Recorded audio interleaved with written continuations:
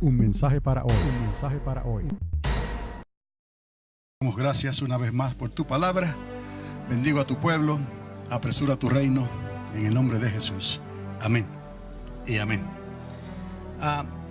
En esta noche necesito tocar el tema del universo. No del universo. El universo está dentro de esa eternidad, en el espacio y el tiempo, como hemos estado hablando, pero más bien hablarles de esa eternidad que están viendo aquí, que es tan difícil de definir, de explicar. Obviamente Eclesiastés 3:11, creo, nos da un vislumbre, pero es posiblemente uno de los pocos lugares, si no el único en toda la Biblia, donde se menciona que Dios hizo todas las cosas buenas, que Dios lo hizo a su tiempo y que Dios puso un elemento de eternidad dentro de lo que hizo o esa creación. Y hemos hablado de ese elemento de la eternidad y podemos nosotros concebir en nuestra mente, en cierta manera, como Dios, que es el creador, que Dios es eterno, cómo Él pudo establecer o injertar, si usamos esa palabra, un elemento de su eternidad dentro de nosotros, que fuimos una creación. Ya usted entiende la diferencia entre algo eterno y algo creado. Si ha sido creado, tiene principio. No necesariamente, como hablamos en la lección pasada, cuando hablamos de la existencia de los ángeles, cómo Dios los creó a ellos de una manera diferente, por decir inmortales, si los comparas con nosotros los mortales. Como quiera que sea, fueron creados. ¿Por qué? Porque tuvieron un principio. Si podemos discernir eso, vamos bien. Si tuvo principio, entonces no es eterno. Pero eso no quiere decir que algo que tuvo principio, Dios no lo haga, que se manifieste o perdure como algo eterno. Pero la eternidad solo le corresponde a Dios. Dios es el único que es eterno y Dios puede crear. Es uno de sus atributos también. Y en eso que Él crea, Él puede aplicar, injertar elementos eternos. ¿Cómo nosotros pudimos relacionar esto en el caso de la creación de Adán? El primer Adán, el hombre. ¿Qué lo hizo? Del polvo de la tierra, del barro. ¿En qué momento Adán se convierte en un ser que tiene un elemento eterno? Bueno, como dice Eclesiastés, Dios puso y Dios dijo que Él sopló. ¿Sopló qué? Sopló de su aliento. Entonces el aliento de Dios, que es el Espíritu de Dios, obviamente es eterno, porque todo Dios es eterno. Entonces, de esa manera, Él sopló, Él puso, como dice Eclesiastés, un elemento eterno dentro de nosotros que fuimos y somos su creación, pero no lo podemos entender, también lo dice Eclesiastés. Entonces, lo que hemos tratado de hacer es tratar de entender lo mejor posible la diferencia entre algo que es eterno y algo que es creado. Quizás más adelante le pueda hablar sobre esto, pero algo creado tiene principio y tiene fin. Y algo creado, digamos, por el hecho de haber sido creado y de tener un principio y de tener un fin, tiene un tercer elemento, una tercera reacción, también se podría decir, pero que es algo que es producto de esa misma creación y es lo que llamamos tiempo. Entonces tiene principio y tiene fin. Hay algo que define, que se llama tiempo, cuando llegará ese fin. Estoy tratando de poner en una manera quizás que usted lo pueda ver las diferencias de lo que estamos hablando aquí, cuando Dios da un elemento eterno y lo pone en nosotros que fuimos creados, y entonces ese elemento es el Espíritu de Dios en nosotros. Pero Dios no hizo un muñeco, sino que al darnos vida, al soplar ese espíritu, nos despierta y nos da un libre albedrío. Es una medida en que podemos seleccionar, podemos elegir. Y todo lo que teníamos que hacer era seguir los consejos en obediencia de lo que Dios le instruyó a Adán. Y sabemos entonces que no ocurrió así. El hombre escogió otro camino. Pero quiero que vea entonces que ese libre albedrío nunca podrá entrar en la eternidad de Dios. Ese es el libre albedrío que aún los ángeles que fueron creados tendrán que dejar atrás cuando entremos en la eternidad con el Padre. No puede haber oportunidad, ocasión para otro golpe de estado en el reino de los cielos. Y lo único que trae esa división, ese contraste, sería el libre albedrío. Pero es algo que nosotros, después de haberlo probado, después de haberlo tenido, después de haberlo vivido, decidimos voluntariamente dejarlo atrás. En ese momento, esa alma con el Espíritu, ella será liberada completamente del libre albedrío. Recuerde, el Espíritu no puede ser obligado por el libre albedrío. El Espíritu siempre que quiere, y eso lo hemos recibido de la misma palabra de Dios. Pero la carne es que débil. Entonces, la carne, los pensamientos, la voluntad, todo eso está dependiendo e involucrado con las emociones, el alma. Y el alma tiene un libre albedrío que la controla. Entonces, si esa alma va a ser salva, tendrá que ser liberada de su propia voluntad. Y es ahí que el alma que pecare por haber utilizado su voluntad incorrectamente, morirá. Pero recuerde, la aniquilación del alma o del espíritu es imposible. La aniquilación de la materia es imposible. So, descartemos esos pensamientos.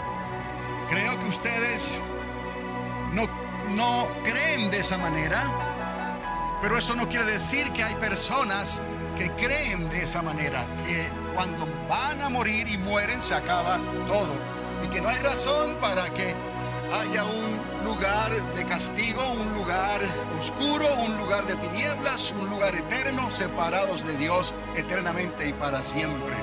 En cierta forma eso es un camino fácil, pensar de esa manera, pero ese camino es equivocado.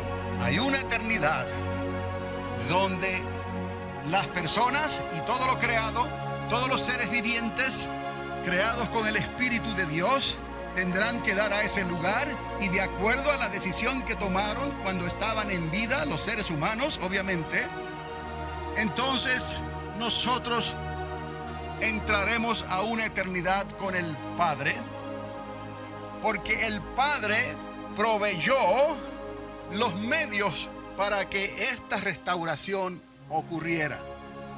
Y sabemos que el medio que proveyó el Padre para que esta restauración completa ocurriera fue el unigénito Hijo de Dios, el Mesías, el Cristo, que vino a esta tierra y cumplió. Y ahí vamos a ver más adelante cómo el Cristo se manifiesta en el libro de Apocalipsis y nos deja saber que Él es el principio y el fin. Y eso nos lleva a pensar entonces como algo eterno puede decir que es el principio y el fin, porque si es eterno, no tuvo principio ni tendrá fin. Pero es la manera en que Dios establece la creación, la manera en que Dios, lo eterno, se introduce en esa creación, que nos da la posibilidad y la ventaja de que Cristo, el Verbo, la palabra, el logos eterno se hiciera ¿qué? Carne y habitara entre nosotros. Y hay un principio aquí entonces que Jesús nos enseñó al decirnos que si el grano no cae en tierra y muere, no puede dar fruto. Y Jesús estaba hablando de sí mismo. Estamos ahora viendo cómo lo eterno puede llegar a lo creado y cómo lo creado puede regresar a lo eterno.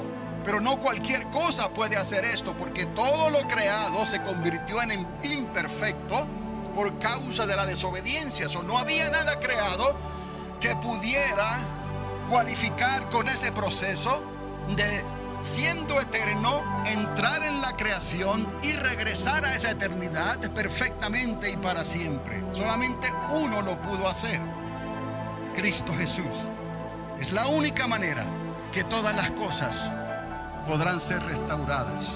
Por eso no hay otro camino dado a los hombres bajo los cielos, en ningún lugar del universo ni de la creación, en que podamos ser salvos. Y Él lo hizo para nosotros, que seríamos redimidos y comprados, pero al mismo tiempo tuvo misericordia de los ángeles que no dejaron su morada, de los ángeles que se quedaron obedientes a Dios y no ejercieron su libre albedrío, rebelándose contra Dios en la gran rebelión que ocurrió cuando Lucifer se levantó contra Dios y arrastró consigo mismo una tercera parte de esa creación angelical de Dios.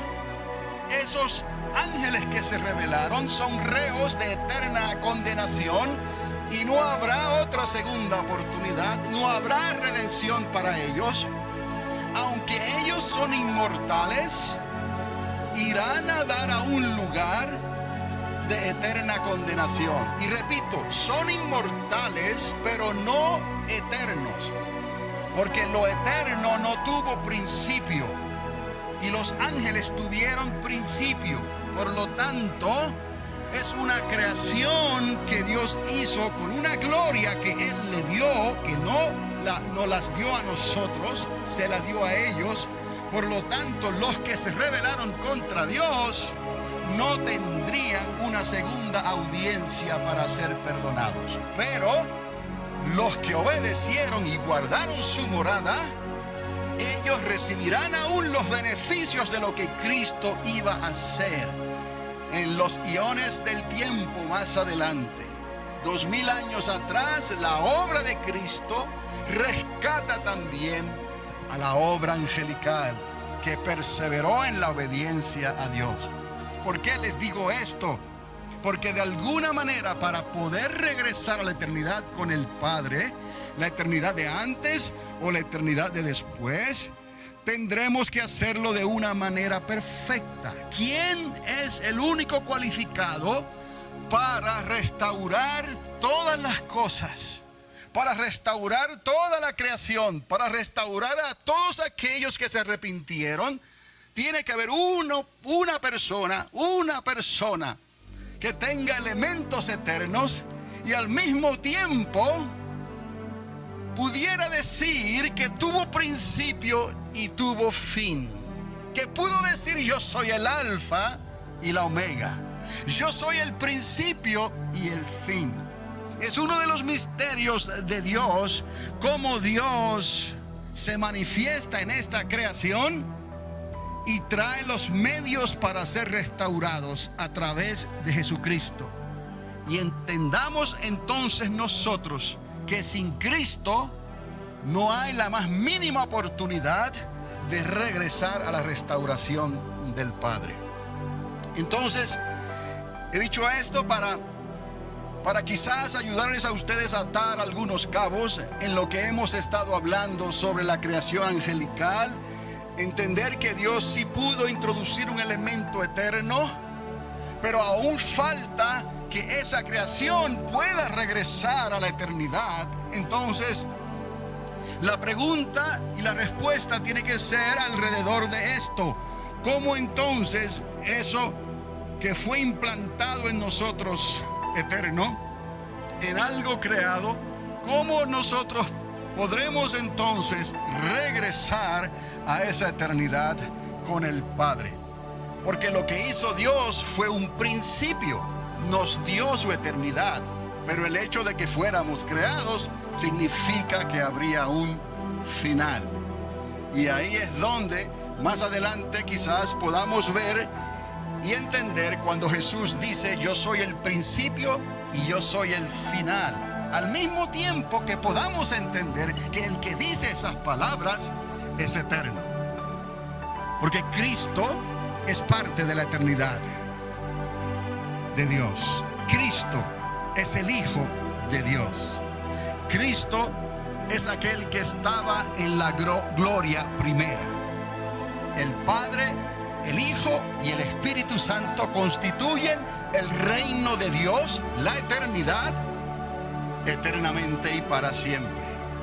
Y esa eternidad creó, y no creó de la nada, como quizás algunos quieran insistir, pero no están considerando que en realidad no hay nada, porque no es una nada, hay una eternidad. Entonces eso es como decir: hay un océano sin peces. No hay nada en ese océano, es solamente agua, pero ese océano está lleno de peces, aunque los peces no se puedan ver. La eternidad no se ve, es nada, pero dentro de esa eternidad están los atributos de Dios, porque Dios lo llena todo, Dios lo sustenta todo. Quizás para entender esto, esta ilustración les ayude un poco cuando íbamos a hablar. Un mensaje para hoy. Un mensaje para hoy.